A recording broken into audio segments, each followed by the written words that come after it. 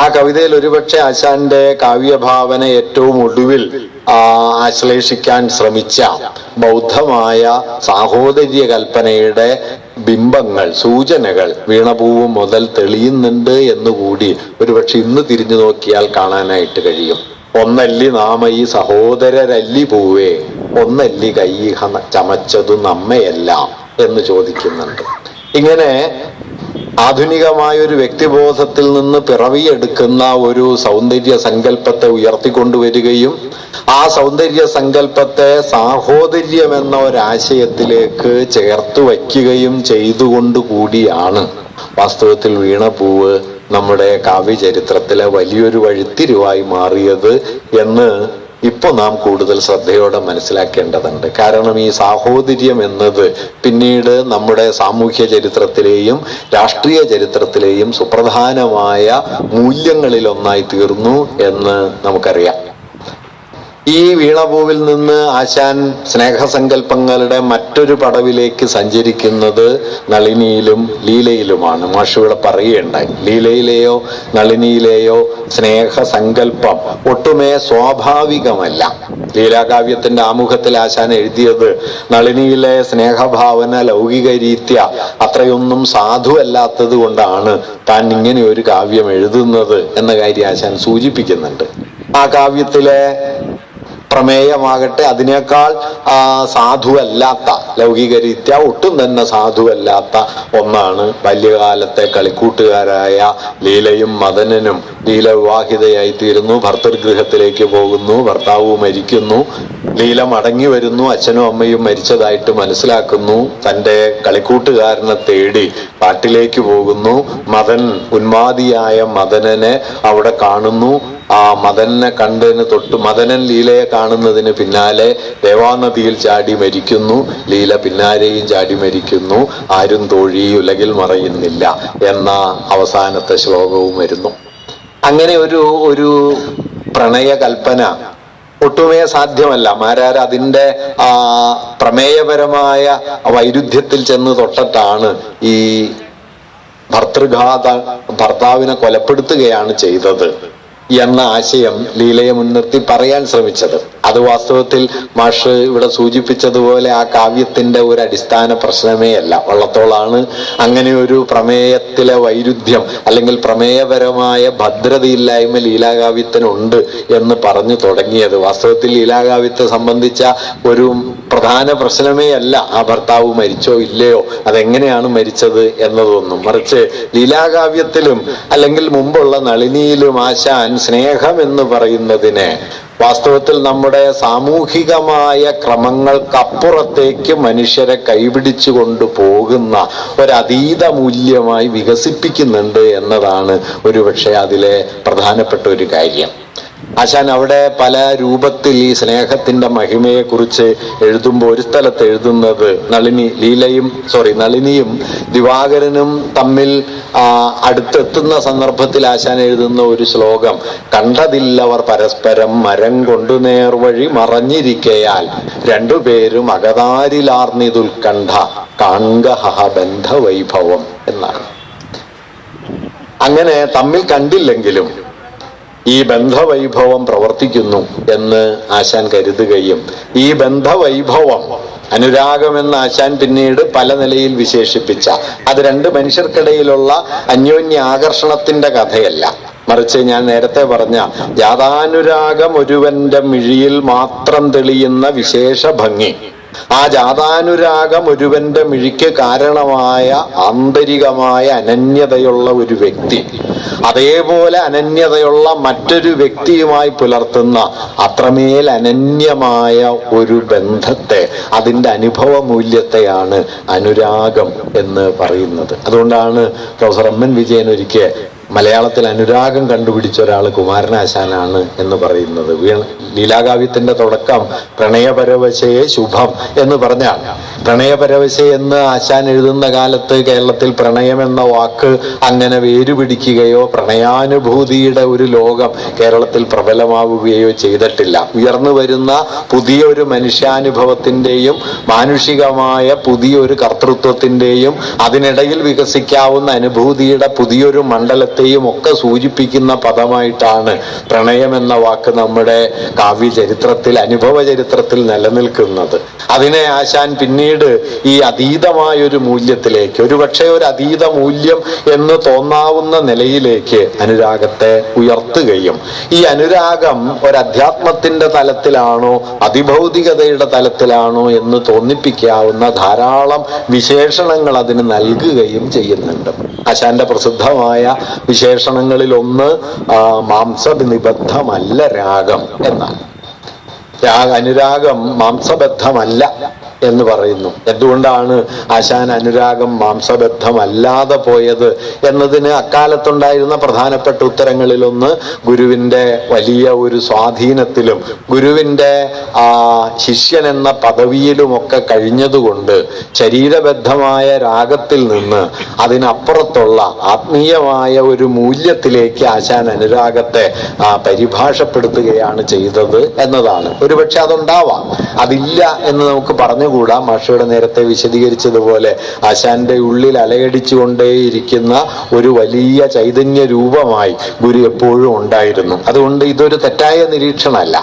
പക്ഷേ ആശാന്റെ അനുരാഗ ഭാവന നേരത്തെ ഇവിടെ സൂചിപ്പിച്ചതുപോലെ ലോകത്തെ ഉപേക്ഷിക്കുന്ന, ലോകത്തെ കൈയൊഴിയുന്ന അധ്യാത്മത്തിൽ നിന്ന് ലോകാനുരാഗത്തിലേക്ക് മടങ്ങി വരുന്ന ഒന്നായിരിക്കെ എന്തുകൊണ്ടാണ് ആശാന്റെ അനുരാഗ കൽപ്പന ശരീരത്തെ ഉപേക്ഷിക്കുന്നത് എന്ന ചോദ്യം മറ്റൊരു നിലയിൽ നമുക്ക് അഭിസംബോധന ചെയ്യാവുന്ന ഒരു ചോദ്യം കൂടിയാണ്.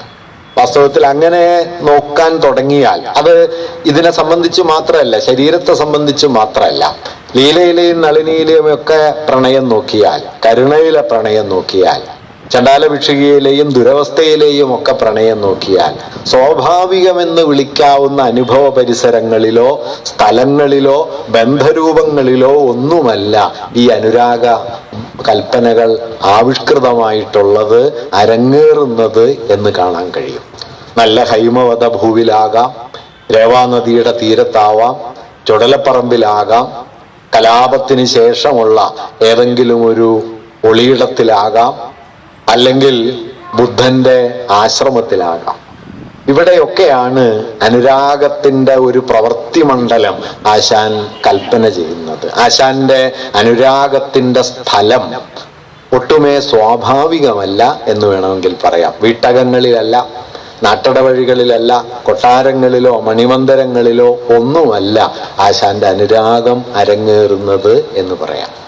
ഇങ്ങനെ സ്ഥലം കൊണ്ടും അനുരാഗത്തെക്കുറിച്ചുള്ള സവിശേഷമായ ഈ ശരീരബദ്ധമല്ലാത്ത രാഗം എന്ന കൽപ്പന കൊണ്ടും ആശാന്റെ അനുരാഗം വേറിട്ട് നിൽക്കുന്നത് എന്തുകൊണ്ടാവും എന്ന് ചോദിച്ചാൽ ഒരുപക്ഷെ എനിക്ക് തോന്നുന്ന ഒരു കാര്യം, അത് ഞാനായി പറയുന്നതല്ല, ധാരാളം ആശാൻ കവിതയെക്കുറിച്ച് പഠിച്ച ആളുകൾ വളരെ മുമ്പേ സൂചിപ്പിച്ചൊരാശയം, അത് വളരെ സൂക്ഷ്മതയുള്ളൊരാശയമാണെന്ന് തോന്നിയത് കൊണ്ട് ഞാനിവിടെ ആവർത്തിക്കുകയാണ്.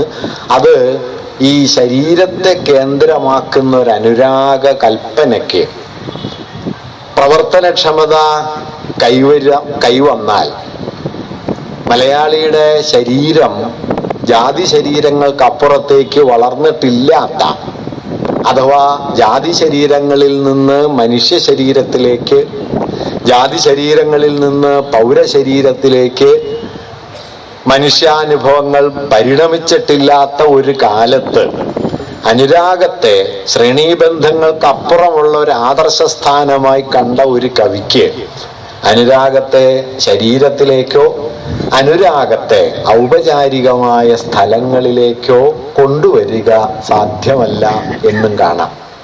അങ്ങനെ ആലോചിക്കുമ്പോഴാണ് ഒന്നല്ലി നാമ ഈ സഹോദരരല്ലി പൂവേ എന്ന ചോദ്യത്തിന്റെ തുടർച്ച ഒരുപക്ഷെ നളിനിയിലും ലീലയിലും ഉണ്ട് എന്ന് നമുക്ക് കാണാൻ കഴിയുക.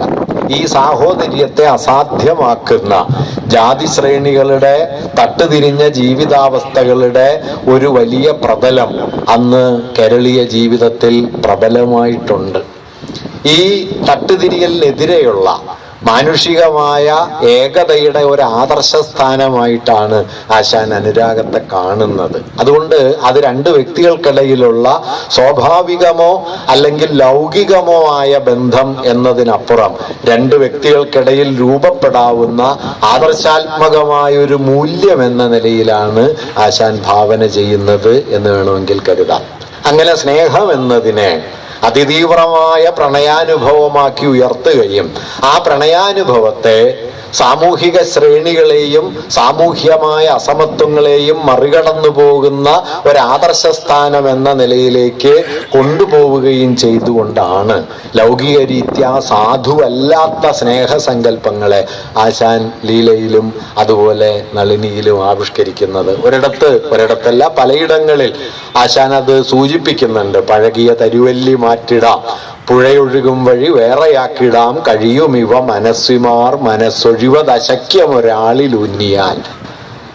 ഒഴുകുന്ന പുഴയെ വഴിതിരിച്ചു വിടാം, ഒരു മരത്തിൽ പടർന്നു കയറിയ വള്ളിപ്പടർപ്പിനെ മറ്റൊന്നിൽ മാറ്റി പടർത്താം, ഇതൊക്കെ കഴിയുന്നതാണ്. എന്നാൽ പ്രണയബദ്ധമായ ഒരു മനസ്സിനെ ഒന്നിൽ നിന്ന് മറ്റൊന്നിലേക്ക് മാറ്റുക സാധ്യമല്ല എന്നിങ്ങനെ അനുരാഗത്തിന്റെ പരമമായ ദാർഢ്യത്തെ, ഏത് സാമൂഹികമായ അസമത്വത്തെയും ഏത് സാമൂഹികമായ ശ്രേണീബന്ധങ്ങളെയും മറികടന്നു പോകാനുള്ള സ്നേഹത്തിന്റെ അദൃശ്യമായ ശക്തിയെ ഉയർത്തിപ്പിടിച്ചുകൊണ്ടാണ് ഒരർത്ഥത്തിൽ നളിനിയെക്കുറിച്ചും ലീലയെക്കുറിച്ചും ആശാൻ സംസാരിക്കുന്നത്. അതുകൊണ്ട് ലീലാകാവ്യത്തിന്റെ അവസാനത്തിൽ എത്തുമ്പോ അതിലെ ഗംഭീരമായ ഒരു പരിസമാപ്തി ശ്ലോകം, ആരും തൊഴി ഉലകിൽ മറയുന്നില്ല, മാംസം വെടിഞ്ഞാൽ തീരുന്നില്ലീ പ്രണയജടിലം ദേഹിതൻ ദേഹബന്ധം എന്ന് പറഞ്ഞു തുടങ്ങുകയും, പ്രണയജടിലം ദേഹിതൻ ദേഹബന്ധം എന്നത് മനുഷ്യാവസ്ഥയെക്കുറിച്ചുള്ള ഏറ്റവും വലിയ വിശദീകരണങ്ങളിൽ ഒന്നായിട്ട് മാറിത്തീരുകയും ചെയ്യുന്നു. ആത്മാവിന്റെ അനശ്വരത എന്നത് അത് സ്നേഹനിർഭരമായിരിക്കുന്നു എന്നതിലാണ്. അത് നേരത്തെ പറഞ്ഞതുപോലെ അത് മോക്ഷത്തിലേക്കുള്ള അതിഭൗതികമായ ഒരു മോക്ഷാനുഭവത്തിന്റെ ബ്രഹ്മചൈതന്യത്തിന്റെ ഒരു ഭാഗികാംശമായിരിക്കുന്നു എന്നതിലല്ല പ്രണയജടിലം എന്നതാണ്, പ്രണയനിർഭരമായി തീരുന്നു എന്നതാണ്. ഒരുപക്ഷെ ഇങ്ങനെ നമ്മുടെ സാമൂഹിക ബന്ധങ്ങൾക്കപ്പുറത്തേക്ക്, നമ്മുടെ അക്കാലത്തെ വർത്തമാനത്തിന്റെ തട്ടുതിരിവുകൾക്കപ്പുറത്തേക്ക്, ശ്രേണി വ്യവസ്ഥകൾക്കപ്പുറത്തേക്ക് ഒരു ആദർശ സ്ഥാനം, ആശാന്റെ ഉട്ടോപ്യ എന്ന് വേണമെങ്കിൽ പറയാം, ഈ ആദർശ സ്ഥാനമായി അതിൻ്റെ ഒരു വിമർശന മൂല്യം കൂടിയായി ആശാൻ അനുരാഗത്തെ ഉയർത്തിക്കൊണ്ടുവരുന്നു. അതുകൊണ്ട് യുവജന ഹൃദയം സ്വതന്ത്രമാണ് എന്ന് എഴുതുകയും തങ്ങളുടെ അഭിലാഷ സിദ്ധിക്കായി അനുരാഗികൾ ഇങ്ങനെ സ്വാതന്ത്ര്യത്തിന്റെ പരകോടിയിലേക്ക് സഞ്ചരിക്കുമെന്നും, പക്ഷെ അപ്പോഴും അനുരാഗമെന്നത് അത്രയൊന്നും പ്രാപ്യമല്ലാത്തൊരനുഭവമായി ബാക്കി നിൽക്കുന്നു എന്നും ആശാൻ എഴുതുന്നുണ്ട്. അറിവിൽ അനുരാഗമേറയാൾ അറിവോർ തെറ്റിടും ഒക്കെ ഒക്കുകിൽ നിറവേറുകയില്ല കാമിതം കുറയും ഹാ സഖി ഭാഗ്യശാലികൾ എന്ന് ആശാൻ എഴുതുന്നുണ്ട്. ഇങ്ങനെ അനുരാഗം എന്നതിനെ ഞാൻ പറഞ്ഞു വരുന്നൊരു ആശയം, നളിനിയിലും ലീലയിലും ഒക്കെ തെളിയുന്ന സ്നേഹസങ്കല്പം മാഷൂടെ പറയുണ്ടായി. നളിനിക്ക് ആശാൻ കൊടുത്ത ഒരു ഉപശീർഷകം ഒരു സ്നേഹം എന്നാണ്. സവിശേഷമായ ഒരു സ്നേഹത്തെക്കുറിച്ചാണ് പറയുന്നത്, സാമാന്യമായ സ്നേഹത്തെക്കുറിച്ചല്ല. ആ സവിശേഷമായ ഒരു സ്നേഹമായിരിക്കുന്നത് നമ്മുടെ സാമൂഹിക ക്രമങ്ങൾക്ക് കുറുകെ നീങ്ങാനുള്ള ഈ സ്നേഹത്തിന്റെ, അതിൻ്റെ ആദർശാത്മക മൂല്യത്തിന്റെ ഒരു ആവിഷ്കാരമാണ്, ആവിഷ്കാരം എന്ന നിലയിലാണെന്ന് നമുക്കിപ്പോൾ വേണമെങ്കിൽ ആലോചിക്കാൻ കഴിയും. ഇത് ആശാൻ മുമ്പോട്ട് വെച്ച ഒരുപക്ഷെ വീണപൂവിൽ തുടങ്ങുകയും മരണത്തിനു മുമ്പ് ദുരവസ്ഥയിലും ചണ്ടാല ഭിക്ഷുകിയിലും കരുണയിലും മറ്റൊരു പ്രതലത്തിലേക്ക് എത്തിച്ചേരുകയും ചെയ്ത ആശാന്റെ വിപുലമായ സാമൂഹ്യ ദർശനത്തിന്റെ കാവ്യാത്മകമായ ഒരു തുടർച്ച തന്നെയാണ്. നമ്മുടെ കാവ്യവിചാരത്തിൽ വന്നുപെട്ട ഒരു തരക്കേടായിട്ട് എനിക്ക് പലപ്പോഴും തോന്നിയിട്ടുള്ളത് ആശാന്റെ ലീലയും നളിനിയും പോലുള്ള കാവ്യങ്ങളെ പ്രണയകാവ്യങ്ങളായി കാണുകയും ദുരവസ്ഥയും ചണ്ഡാലഭിക്ഷുകിയും പോലുള്ള രചനകളെ സാമൂഹിക രചനകളായി വേർതിരിച്ച് നിർത്തുകയും ചെയ്യുന്ന ഒരു വിചാര രീതിക്ക് ആശാൻ കവിതയെക്കുറിച്ചുള്ള ആലോചനകളിൽ നല്ല വേരോട്ടമുണ്ട് എന്നതാണ്. വാസ്തവത്തിൽ അവിടെ സംഭവിക്കുന്ന ഒരു വലിയ ഒരു പരാധീനത, ഈ പ്രണയം എന്ന് പറയുന്നത് വാസ്തവത്തിൽ ചരിത്രപരമായി രൂപപ്പെട്ടതും സാമൂഹിക ബന്ധങ്ങൾ കൂടിക്കലർന്ന് നിൽക്കുന്നതുമായ ഒരനുഭവ മൂല്യം തന്നെയാണ് എന്ന് തിരിച്ചറിയാൻ നാം പലപ്പോഴും ശ്രമിക്കുന്നില്ല എന്നതാണ്.